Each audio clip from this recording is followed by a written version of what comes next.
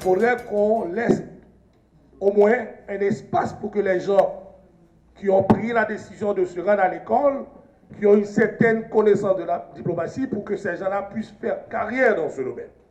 Sans quoi, on risque d'avoir des nominations liées à la faveur des circonstances. Tout ça, à chaque fois qu'il y a un gouvernement qui arrive, on risque d'assister à un cortège de diplomates en remplacement des anciens.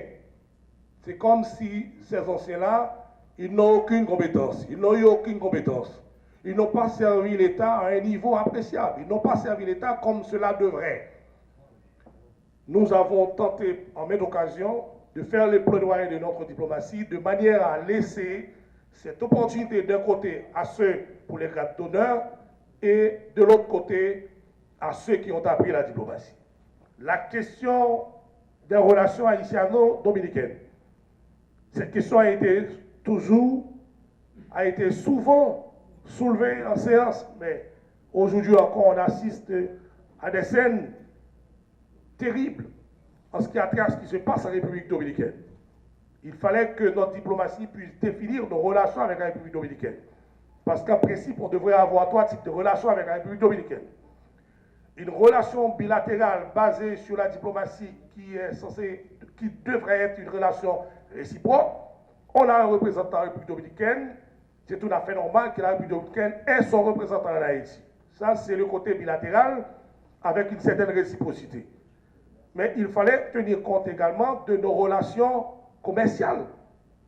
Parce qu'il y a les produits dominicains qui arrivent par la frontière en Haïti, il y a des produits haïtiens qui arrivent vers la République dominicaine.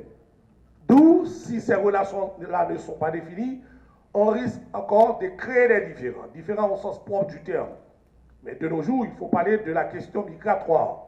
Nos frères qui sont expulsés de la République dominicaine pour des raisons que nous ne pouvons même pas imaginer. En gros, j'ai regardé le menu d'aujourd'hui, j'ai pu comprendre qu'il y a matière à discussion. Donc c'est pourquoi vous avez trouvé nécessaire, Monsieur le Président, d'inviter le ministre des Affaires étrangères. Moi, je suis d'avis, mais cependant, je tiens quand même à préciser pour l'Assemblée que cette intervention n'est qu'une improvisation, parce qu'en principe, cela aurait dû être préparé, puisque je suis au courant que cet après-midi, que le ministre allait être là. Donc le devoir de tout un chacun, c'est de mettre à la hauteur de ses responsabilités. C'est ce qui a valu ma présence à cette tribune ce soir, tout en souhaitant que la prochaine fois, on prendra le temps nécessaire pour préparer les séances.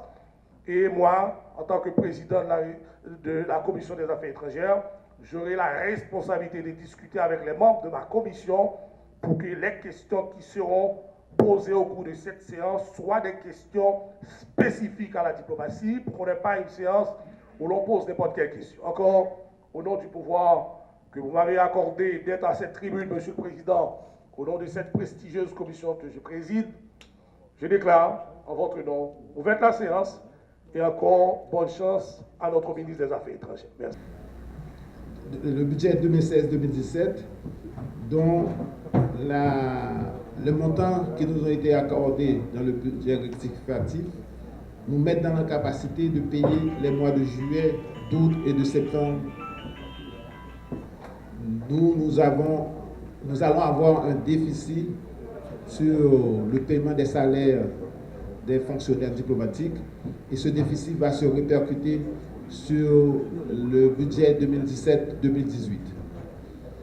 Également, la formation continue du personnel parmi les actions que nous comptons prendre au ministère, c'est la formation continue du personnel diplomatique, la finalisation et la révision de la loi organique du ministère en vue de son adoption, le renforcement des structures du ministère, la réévaluation des missions diplomatiques, le renforcement du secrétariat technique de la commission mixte haïtiano-dominicaine.